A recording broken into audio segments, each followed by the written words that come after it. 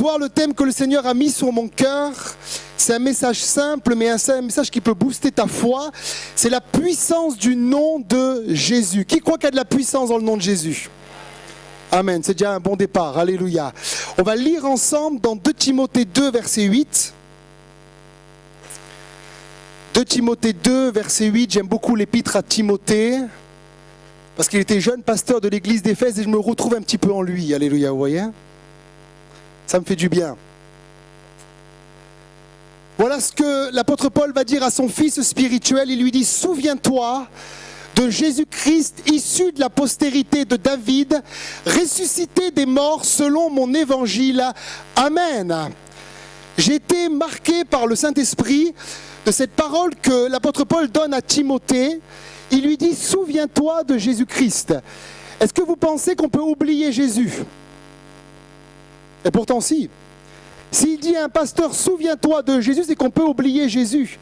Et c'est comme s'il disait à un homme qui a la charge d'une église et de plusieurs églises à Éphèse, bien que tu sers le Seigneur, bien que tu aies un ministère à remplir, souviens-toi dans ton ministère de la personne glorieuse de Jésus. Ça veut dire que peut-être que Timothée, dans les visites pastorales qu'il faisait, avait pris l'habitude de faire des visites traditionnelles en oubliant la puissance du nom de Jésus. Peut-être qu'il allait à une rencontre pastorale avec ses amis pasteurs de la ville d'Éphèse, il se réunissait avec le collège des anciens et il débattait de problèmes en oubliant de prier Jésus. Peut-être qu'il prêchait l'évangile comme une loi, comme quelque chose de traditionnel, en oubliant la puissance qu'il y avait dans le nom de Jésus. Et parce qu'on a tellement l'habitude de savoir faire les choses, qu'on fait les choses mais sans Jésus. Et tout d'un coup, l'apôtre Paul lui rappelle, hé Timothée, bien que tu aies le feu, que tu aies reçu un appel dans ton ministère, souviens-toi que le plus important, c'est la personne de Jésus. Quelqu'un y amène à ça. Et tu peux faire le ministère sans Jésus. C'est dramatique, mais c'est possible. Et je sais une chose, c'est que c'est biblique, puisque les parents de Jésus, Marie et Joseph, vont oublier Jésus dans Luc chapitre 2. Ils vont se rendre pourtant au temple. C'est un lieu merveilleux, le temple. C'est la Pâque. Ils vont obéir à la loi. C'était important de se rendre à Jérusalem à la Pâque et de faire un tas de choses. Ils vont se rendre et alors qu'ils vont repartir, ils vont dire mince, on a oublié l'essentiel, c'est Jésus. Et il y a beaucoup de gens qui viennent dans la maison de Dieu comme Marie et Joseph pour louer le Seigneur. Ils viennent au temple, mais ils oublient l'essentiel, c'est que l'essentiel c'est Jésus. Et alors qu'ils sont au chemin, ils se disent mince, on a un enfant de 12 ans, il faut aller le récupérer. Écoutez, si moi je fais ça à Galina pour Olivia, elle me zigouille. Si je lui dis, je suis allé à la crèche, mais j'ai oublié Olivia, c'est déjà failli arriver plusieurs fois des trucs comme ça avec moi. Hein. Papa, tu sais que c'est possible avec moi, tout est possible avec moi. Hein. Oublier des portables, oublier tout, absolument tout. Mais je prie pour en mémoire, sois guéri au nom de Jésus. Ça va venir, alléluia, ça va venir. Mais on peut oublier Jésus, ils ont oublié leur enfant. Et peut-être que beaucoup de croyants sont là, puis avec les activités de l'été, et puis un tas de choses, ils ont oublié Jésus. Ils aiment toujours le Seigneur, mais Jésus n'est plus au centre de leur vie. Et j'aimerais vous encourager ce soir, s'il vous plaît, quoi que vous fassiez pour le Seigneur dans vos activités, n'oubliez jamais Jésus. Il est le centre de notre attention et de notre vie. Et j'ai avec vous quelques points qui vont vous encourager à ne pas oublier Jésus. Pourquoi je ne dois pas l'oublier? Premièrement, on va voir ensemble les 7 je suis de l'évangile de Jean. Ne vous inquiétez pas, je ne vais pas prêcher 1 heure quand même. Hein. Le premier je suis, c'est je suis le pain de vie dans Jean 6, 35. On peut l'afficher. Je suis le pain de vie. La raison pour laquelle je ne l'oublie pas, c'est qu'il est le pain de vie pour moi. Et si ce soir il y a des bons Français au milieu de nous, est-ce qu'il y a des Français au milieu de nous? Ils savent que pour un Français, le pain c'est important. Tous les Français mangent du pain, quelqu'un y amène à ça. Il n'y a que quand je vais à l'étranger qu'on ne mange pas de pain, et moi ça me manque. Quand je suis au Canada ou quand je suis ailleurs, je dis, où est-ce qu'il est le pain? Parce qu'un bon Français a l'habitude de commencer son repas en cassant la croûte avec le pain.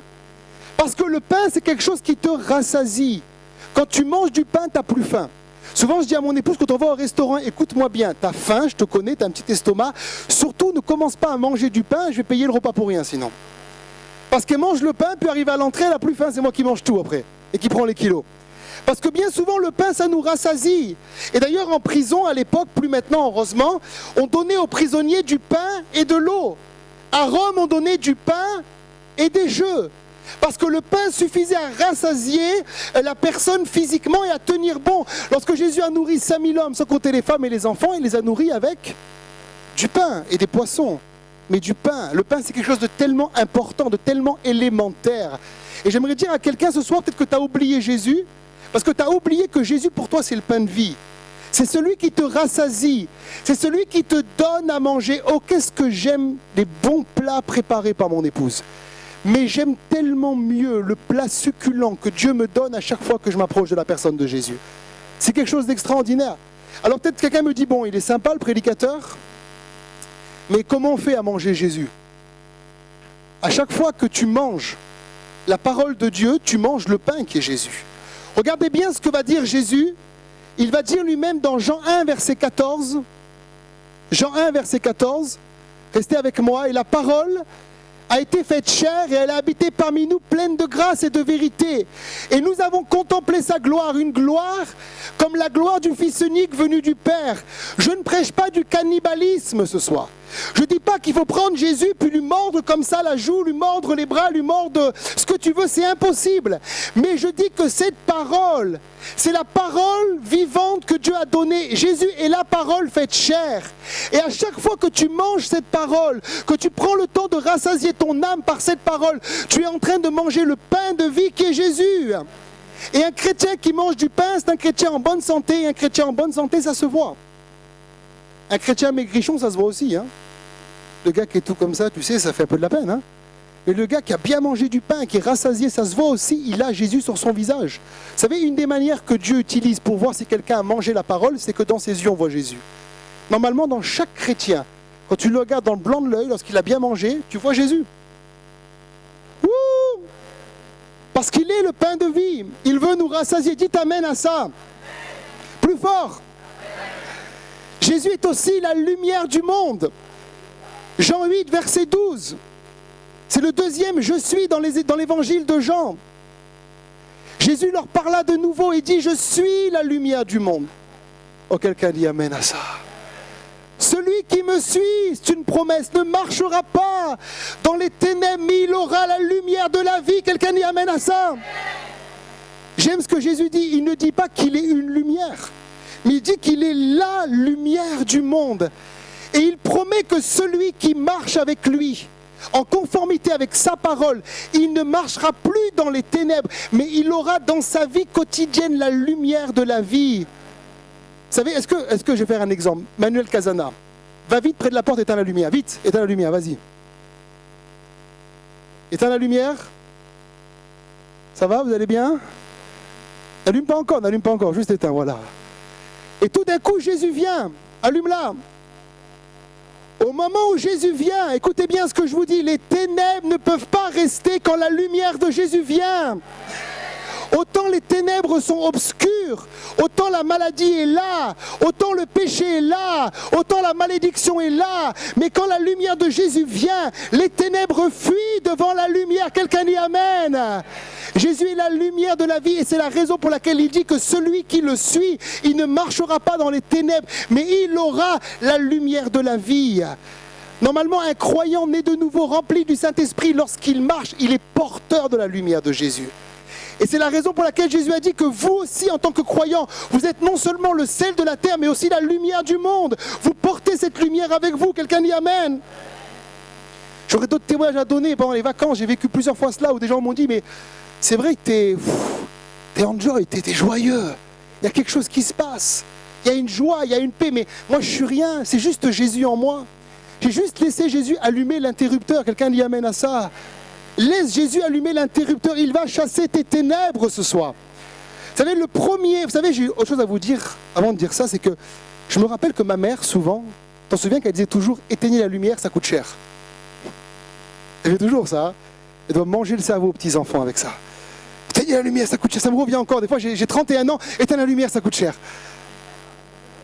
Mais la bonne nouvelle, c'est que tu peux garder la lumière allumée avec Jésus, c'est gratuit. Tu n'as pas besoin de l'éteindre, tu restes dans la lumière. Quelqu'un dit amen à ça. Bon, ok, point suivant. Maintenant que tu as compris que Jésus est la lumière, où Jésus doit allumer sa lumière, le premier lieu, Proverbe 20, verset 27, c'est il l'allume dans ton esprit, dans ton cœur. Parce que la Bible dit que notre esprit est une lampe. Le souffle de l'homme, donc l'esprit de l'homme, dit la traduction d'Arby, est une lampe de l'Éternel. Il pénètre jusqu'au fond des entrailles. Ça veut dire que dans ton esprit, tu as ou la mort ou la vie. Et la première chose que Jésus fait quand il allume l'interrupteur dans la vie de quelqu'un, c'est qu'il l'allume dans son esprit. Parce que ton esprit, c'est la lampe de l'Éternel. C'est là où Dieu vit. Certains me disent, mais il est où Dieu? Moi, je ne le vois pas, Dieu. Moi, je ne le sens pas. Vous savez, j'avais beaucoup de mal au début de ma vie chrétienne, c'était très intellectuel. Et je dis, mais il est où le Seigneur? Tous ces gens qui prophétisent, qui prient, qui crient, ils sont fous. Il est où Dieu? Jusqu'au jour où j'ai compris en recevant Jésus que Dieu, il est là. Il est dans mon esprit. Je le sens autant que je te sens. Je le vois autant que je te vois dans mon esprit. C'est une personne réelle qui vit constamment avec moi. Quand je prophétise, je sens que c'est lui qui m'inspire à prophétiser. Quand je parle, je témoigne, c'est lui qui m'inspire parce que mon esprit, c'est la lampe de l'Éternel qui a été allumée le jour de ma conversion. Quelqu'un dit amen à ça. Et le premier lieu où Jésus veut allumer la lumière, c'est dans ton esprit. Maintenant, chez certains croyants, c'est aussi dans leur âme. Les sentiments, les volontés, il y a besoin de restauration, il faut que la lumière s'allume aussi. Quelqu'un dit amen à ça. Mais d'abord, c'est dans ton esprit. Il est la lumière du monde. Le troisième, je suis, Jésus est la porte. Jean 10, verset 9. Jean 10, verset 9. Là, c'est le verset 12, moi, c'est le verset 9. Je suis la porte, dira Jésus. Si quelqu'un entre par moi, il sera sauvé. Il entrera et il sortira et il trouvera des pâturages. Amen. Jésus ne dit pas non plus qu'il est une porte d'entrée ou de sortie pour quelqu'un, mais il est la porte. Il est le seul chemin qui nous conduit vers le Père. Alléluia. Et celui qui entre par cette porte, il y a deux promesses. La première promesse, c'est qu'il est sauvé. Moi, je ne comprends pas les chrétiens qui me disent qu'ils ont reçu Jésus et qui doutent encore de leur salut. Quand tu as reçu Jésus, tu marches en nouveauté de vie, tu es sauvé. Si maintenant je dois mourir, mais je ne mourrai pas au nom de Jésus, je sais que je vais au ciel. Je vais directement dans la présence de Dieu. Il n'y a pas de purgatoire, il n'y a pas de lieu, ce n'est pas écrit dans la Bible. Je pars directement auprès du Père parce que j'ai Christ en moi. Je suis passé par la porte. Quelqu'un dit amen à ça. Vous savez, je suis marié avec Galina, je ne suis pas en train de dire... T'es marié? Au début, ça me faisait ça. Au début, je me réveillais, après mon voyage de noces, et je dis, mais en fait, t'es marié? Oui, t'es marié. J'avais du mal à dormir avec une femme à côté de moi. C'était terrible. Puis maintenant, au bout de 7 ans, on s'habitue. Hein. Je sais que je suis marié. Elle est là, je doute pas, je suis marié, vous voyez? C'est pareil avec Jésus. Au début, tu doutes un peu de ton salut, mais au bout d'un moment, quand tu as reçu Jésus dans ton cœur comme Sauveur et Seigneur, tu es passé par la porte, tu sais que tu es sauvé. Et si quelqu'un n'est pas encore passé par la porte, passe par la porte ce soir. Il veut te sauver. Mais la deuxième chose qui est écrite, c'est qu'il entrera, une fois que tu passes par la porte, quand tu es entré, il sortira, et il trouvera des pâturages. La bonne nouvelle, c'est que Jésus ne nous sauve pas pour une vie de misère, en train de nous dire, mais tu sais, un jour, il y aura un lieu dans le ciel où il n'y aura ni deuil, ni larmes, ni pleurs, mais en attendant sur la terre, tu passes que par des tribulations et des chemins difficiles. Ça, c'est la religion qui a enseigné cela. Il te dit, oui, tu es sauvé. Oui, il y aura des tribulations. Oui, il y aura des persécutions. Oui, il y aura des moments difficiles. Mais il y a une promesse qu'il a faite, c'est que celui qui entre par la porte, il trouvera aussi des pâturages. Quelqu'un dit amen à ça. Ça veut dire qu'il n'y aura pas que des tribulations, il y aura aussi un chemin vert pour celui qui est enfant de Dieu. Quelqu'un dit amen à ça. Vous savez, je suis habitué à prendre des coups. C'est la vie du pasteur. Mais je suis habitué aussi à recevoir des bénédictions. Et il y a des fois, quand les coups viennent, je dis, Seigneur, je sais que le coup est là, mais ça va venir derrière la bénédiction. Et je suis habitué à ce que Dieu me fasse des surprises et des cadeaux. Je ne suis pas quelqu'un qui prêche l'évangile de la prospérité où je ne dis pas qu'il n'y a jamais de tribulation. Il y a des tribulations, c'est aussi biblique. Mais je sais une chose, c'est que dans toutes ces choses, je suis plus que vainqueur. Par celui qui m'a aimé. Quelqu'un dit amen à ça. Et je m'attends à prendre des coups, mais je m'attends aussi à trouver des pâturages verts. Quelqu'un dit amen à ça. Je m'attends à voir sa gloire dans ma vie. Je m'attends à vivre des temps particuliers avec lui. Je m'attends à une intimité où la présence de Dieu descend sur moi. Je m'attends à voir des guérisons. Quelqu'un dit amen à ça. Parce qu'il y a des verts pâturages pour celui qui est enfant de Dieu. Dis amen encore une fois à ça. Vous savez, celui qui ne donne pas les verts pâturages, c'est le diable. Jean 10, 10.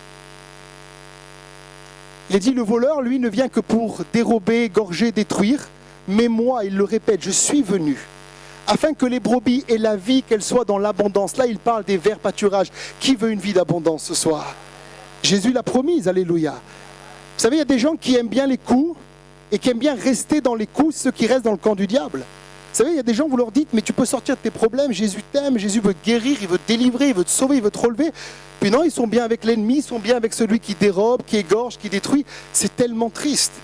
Et j'étais touché dimanche matin du témoignage de cette dame qui a témoigné sur son fils qui s'est suicidé, quand elle a dit que son fils a connu les réunions. Il a connu l'évangile, il a marché avec Dieu. C'était un jeune du groupe de jeunes et puis il s'est détourné dans le camp de celui qui détruit et il l'a vraiment détruit. Et j'aimerais dire à quelqu'un, si tu as l'occasion de choisir le camp de l'abondance, prends le camp de l'abondance ce soir. On ne devrait même pas te supplier. On ne devrait même pas faire des appels où on crie « S'il vous plaît, donnez votre vie à Jésus ». C'est un cadeau que Dieu te fait et c'est un choix que tu fais aussi. De choisir une vie d'abondance à la place d'une vie de péché et de misère. Quelqu'un dit amen à ça. Parce que Jésus est mort pour une vie d'abondance. Il dira également « Je suis le bon berger ». Quatrième « Je suis ». Jean 10, verset 11. Jean 10, verset 11. Si tu ne l'as pas, je l'ai. Tu l'as, super. Je suis le bon berger. C'est le quatrième « Je suis » de l'évangile de Jean. Le bon berger donne sa vie pour ses brebis. Prends également juste le verset 12 après. Mais le mercenaire, ou le serviteur, qui n'est pas le berger, à qui n'appartiennent pas les brebis, voit venir le loup, abandonne les brebis et prend la fuite. Et le loup les ravit et les disperse. Il y a une différence entre le bon berger et le mercenaire. Le bon berger, la caractéristique, c'est qu'il va donner sa vie pour les brebis. Il va protéger les brebis du loup. Mais celui qui est mercenaire, la Bible est claire, quand le loup va venir, il abandonne les brebis, il prend la fuite, c'est un lâche. Et il va laisser les brebis être mangées par le loup. Une chose qui est sûre, c'est que d'avoir Jésus dans sa vie comme bon berger est une assurance. D'avoir quelqu'un qui va donner sa vie et qui l'a déjà donné pour te protéger du loup. Quelqu'un dit amen à ça. Il me protège du loup. Vous savez, il y a des chrétiens qui veulent combattre toujours le diable. Mais laisse Jésus le combattre pour toi un peu. Quand Jésus voit le diable arriver, il ne prend pas la fuite. Quand Jésus voit le péché, la maladie, un tas de choses venir t'oppresser, Jésus ne prend pas la fuite. Jésus n'est pas un mercenaire. Ce n'est pas celui qui dit, maintenant je t'ai sauvé. Maintenant que tu es sauvé, écoute, on se verra au ciel. Ciao, ciao. Non, il dit, je suis avec toi tous les jours jusqu'à la fin du monde. Et quand le diable se lève comme un loup pour te dévorer, c'est Jésus qui prend le bâton. C'est Jésus, le bon berger, qui... non, attends, c'est pas peur. Qui le fait reculer. Quelqu'un dit amen. Maintenant, si tu as pris un faux Dieu, ton faux Dieu, c'est un mercenaire. Il te promet des choses, mais lors de l'épreuve, il n'est pas là. Mon Dieu lui pourvoira tous mes besoins, avec richesse et gloire en Jésus. Il sera là pour me défendre, prendre des coups pour moi, parce qu'il a donné sa vie pour éloigner le loup définitivement de ma vie et de ma famille. Quelqu'un dit amen à ça. Et je proclame que le bon berger est avec moi. Quelqu'un dit amen. Et le bon berger, il me donne la capacité d'entendre sa voix. Jean 10, verset 27. C'est une promesse qu'il fait aussi. Mes brebis entendent ma voix.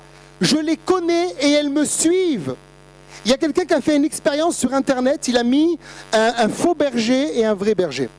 Et le faux berger va appeler les brebis. Je ne sais pas comment ils font. Chut. Maurice, tu sais comment ils font. Ah, vas-y. C'est presque ça, voilà. Sauf que sur la vidéo, tu serais un bon berger. Hein, pas une bonne brebis, un bon berger. Sauf que sur la vidéo, merci Maurice, les brebis reconnaissent, c'est pas le vrai berger. Et c'est impressionnant, elles ne bougent pas. Et tout d'un coup, tu vois le vieux berger, le grand-père qui arrive, il fait... Elles arrivent tous. Parce que les brebis connaissent la voix du berger. Et normalement, celui qui a reçu le « je suis » dans sa vie, celui qui a déclaré « je suis le bon berger », il connaît, il reconnaît sa voix. Les gens disent parfois, c'est extraordinaire. Tu as des dons spirituels, Dieu te parle. Non, je ne suis pas quelqu'un d'extraordinaire. Je suis un homme naturel qui a un Dieu extraordinaire. Parce que Dieu est un Dieu qui a promis dans sa parole que tous ceux qui lui appartiennent reconnaîtraient sa voix. Vous savez, il n'y a rien d'exceptionnel à sortir de ton lieu de travail ou de sortir de chez toi et d'entendre le Saint-Esprit te dire « ne va pas là » ou « va à droite », « va à gauche », « prie pour telle personne », « appelle telle personne ». Il n'y a rien d'extraordinaire. C'est la vie chrétienne normale. Le reste, c'est bizarre. Le reste, c'est de la religion. C'est de la tradition. Mais celui qui est en Christ, il entend la voix du bon berger. Alléluia. Quelle voix tu entends ce soir? Est-ce que tu entends la voix de l'ennemi qui te condamne, qui t'accuse, ou tu entends la voix du bon berger qui t'aime, qui te console, qui te réconforte? Quelqu'un dit amen à ça. qui est avec toi dans l'épreuve. Il faut que tu entendes sa voix. Et la plupart du temps, on n'est pas assez concentré pour écouter sa voix. On veut d'abord écouter la voix du pasteur, ou de son mari, ou de sa femme, ou des collègues, etc. Et bien souvent, on met Jésus en dernier. La première personne que nous devrions consulter en tant qu'enfant de Dieu, c'est Jésus.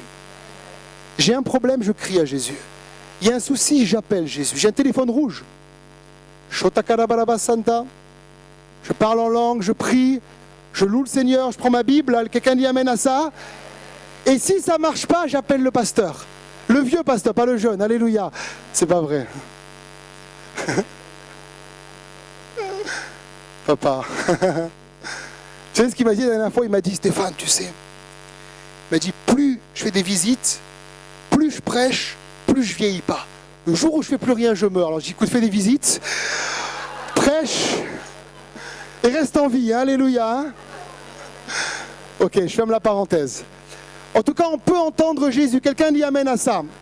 Il est le bon berger qui nous fait entendre sa voix. Le cinquième, je suis, Jean 11, verset 25.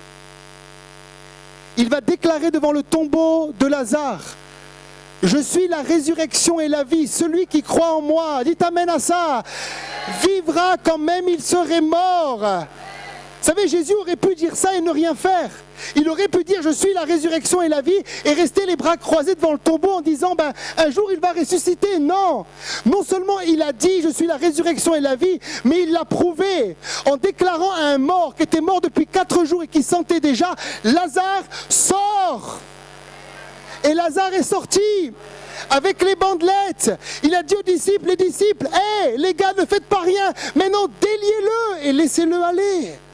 Et cet homme a été libéré, et dans le chapitre d'après, tu le vois manger au pied de Jésus avec Marthe et Marie. Il est ressuscité. Jésus est véritablement la résurrection et la vie. Quand je dis qu'il est la résurrection et la vie, je ne crois pas à un mensonge, ni à une fantaisie, ni à une légende. Jésus est vraiment la résurrection et la vie. Et il va le prouver. Lorsqu'on va le mettre au tombeau, il va lui aussi, au bout de 3 jours, le texte ne le dit pas, mais c'est sûr, sentir déjà. Son esprit, son âme ne sont plus dans son corps. Le corps est mort depuis 3 jours. On est venu pour l'embaumer, et le 3e jour, la Bible dit que selon les prophéties bibliques, Jésus va ressusciter d'entre les morts. Il va apparaître à Pierre, il va apparaître aux disciples et à 500 frères à la fois, parce que Jésus est véritablement la résurrection et la vie. Quand je crois dans la résurrection, je ne crois pas dans un mythe, mais je crois dans la réalité. Qui c'est qui a vu le film ici sur la résurrection? Ok, vous l'avez vu, il est extraordinaire. Si vous pouvez voir ce film, regardez-le. C'est quoi le titre déjà? Le titre. La résurrection. Non, c'est un autre. L'enquête. Jésus, l'enquête. C'est quelqu'un qui, écoutez bien, qui doute de la résurrection de Jésus. Il est cartésien, il est rationnel, et son épouse se convertit. Elle est 100% bouillante, comme tous les chrétiens doivent être bouillants lorsqu'ils rencontrent Jésus. Et puis, elle le saoule à parler de Jésus. Ça, faut au moins le faire par contre. Et puis lui, il en a tellement marre qu'il parcourt les États-Unis entiers pour dire que la résurrection de Jésus est un mythe. Il rencontre des psychologues, il rencontre des médecins, il rencontre des avocats, il rencontre un tas de personnes, des religieux, et il étudie sur la résurrection de Jésus. Et plus il étudie, plus il a un grand tableau où il écrit « Ça, c'est impossible, il est ressuscité. Ça, c'est impossible, il est ressuscité. » Et vous savez quoi? À la fin du film, il se convertit. Il devient lui aussi enfant de Dieu. Il est pasteur aujourd'hui. On a fait une biographie de sa vie et un film de sa vie qui s'appelle L'Enquête. Oui, on a fait une enquête. Jésus est bel et bien ressuscité. Et j'ai envie de dire à quelqu'un, ne cherche pas parmi les morts celui qui est vivant. Il est véritablement vivant ce soir. Et il règne au siècle des... Écoutez bien, vous savez, moi je peux vous prêcher. Mais si vous ne faites pas l'expérience qu'il est vivant, les paroles sont mortes ce soir. Il faut que quelqu'un fasse l'expérience. Vous savez, la meilleure moyen de faire l'expérience, c'est que tu rentres dans ta chambre. Et tu dis au Seigneur, écoute Seigneur, le prédicateur de ce soir, il était fougueux, il était jeune, il était sympa, et moi je ne suis pas sûr que ce qu'il dit est vrai. Si c'est vrai, je veux faire l'expérience. Montre-moi que tu es vivant. Et je vous assure, si vous mettez Jésus au défi, il va se révéler. Il va se révéler, quelqu'un dit Amen. Amen. Si tu dis pas Amen, c'est que tu n'y crois pas. Moi j'y crois, je suis sûr de lui. Je sais qu'il va se révéler. Quelqu'un dit Amen à ça. Je sais que mon Dieu aura le dernier mot. Alléluia. Parce qu'il est la résurrection et la vie. Littéralement, le grec traduit « je suis le relèvement ». Celui qui est courbé, qui est fatigué, qui est malade. Jésus est aussi un relèvement pour ta vie spirituelle ce soir. On l'a entendu au travers du témoignage de Gisèle, il est celui qui relève encore ceux qui sont courbés, ceux qui sont opprimés par le diable. 6e, je suis. Jean 14, verset 6, ne l'affiche pas. Si je vous dis Jean 14, 6. Ah, ça va. Vas-y, affiche-le maintenant, c'est bon, vas-y. Affiche-le. Sinon, je change d'église, c'est pas possible. Je dis, ils sont sauvés, c'est bon, papa, ils sont sauvés. Jésus dit, un des versets les plus connus de la Bible, « Je suis le chemin, la vérité et la vie. Nul ne vient au Père que par moi. Amen. » Il ne dit pas « je suis un chemin », il dit à Thomas « je suis le chemin ». Je ne suis pas une vérité parmi les autres, parmi le bouddhisme, le confucianisme, etc. Je suis la vérité. Il dit aussi « je suis la vie ». Et ce qui est important dans ce texte, c'est la fin du verset. Il dit « nul ne vient au Père que par moi ». Écoutez bien, c'est important ce que je vous dis là. Les gens qui ne passent pas par Jésus, qui est le chemin, ne connaissent pas Dieu le Père. Je témoignais à une dame cet après-midi, je lui parlais de l'amour de Jésus. Et elle me répondait, je suis bouddhiste. J'aime les choses bouddhistes, etc. Et elle me disait, je suis aussi spirituel, je fais des prières, tout ça. Et j'avais envie de lui dire, mais tu peux prier, faire même des expériences surnaturelles et spirituelles qu'on met sur le dos de Dieu, mais souvent qui viennent du diable. Mais ce n'est pas le Père. Seulement ceux qui connaissent le Père sont ceux qui passent par le Fils Jésus. Il est le chemin qui nous amène au Père. Beaucoup de gens prient, et peut-être que même parfois Dieu leur fait des clins d'œil pour montrer qu'il existe. Mais véritablement, celui qui est enfant de Dieu, celui qui a reçu un esprit d'adoption, il est passé par le Fils. Il est passé par la case départ, et la case départ, c'est Jésus. Il va déclarer dans Romains 8, verset 15, je lis pour vous, « Vous n'avez pas reçu un esprit de servitude pour être encore dans la crainte, mais vous avez reçu un esprit d'adoption par lequel vous criez « Abba Père ». Il est mon Père, Abba Père, le jour où je rencontre Jésus. Vous savez, Dieu n'est pas un Dieu lointain, un Père fouettard, il est mon Père. Lorsqu'il enseigne les disciples dans Matthieu 6, il dit, lorsque vous priez, dites « Notre Père qui est aux cieux ». Pas mon Dieu, pas quelqu'un qui est au ciel, mais mon Père. Il est mon Père. Quelqu'un dit amen à ça.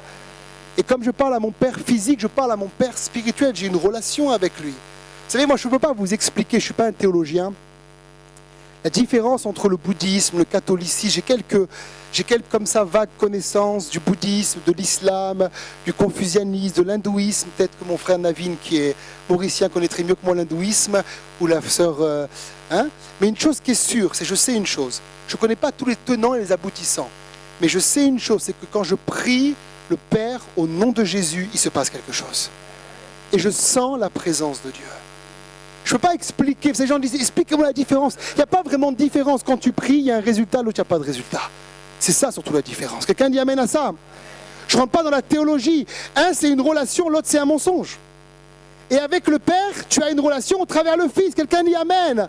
Souvent, les gens compliqués me disent, expliquez-moi la différence. J'écoute, la seule chose que je peux te dire, c'est quand tu pries, est-ce qu'il se passe quelque chose? Non, moi oui, alléluia.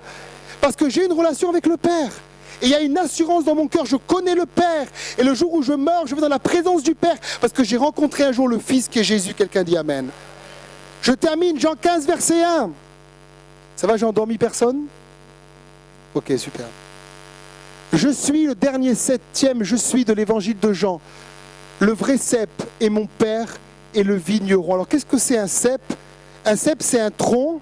Et puis nous sommes les sarments, ça veut dire les branches. Et à chaque fois que je demeure en lui, dans celui qui est le je suis le cep, je suis la branche, il y a quelque chose spirituellement parlant qui se passe. Mais s'il te plaît, rapidement, le verset 5 et après le verset 7. Jean 15, verset 5 et verset 7. Voilà ce qui se passe quand je demeure dans le je suis, le vrai cep. Verset 5. Jean 15, verset 5. Je ne te l'ai pas donné au début. Je suis le cep, dit Jésus aux disciples. Vous êtes les sarments. Celui qui demeure en moi. Pas celui qui vient de temps en temps, quand il a envie, quand il a une maladie, parce qu'il n'est pas très bien, mais celui qui demeure régulièrement en moi. Et en qui je demeure porte beaucoup de fruits. C'est la première chose qui se manifeste quand tu as compris que Jésus est vraiment le cep. Car sans moi, vous ne pouvez rien faire Amen. Beaucoup de gens font des efforts dans la vie chrétienne.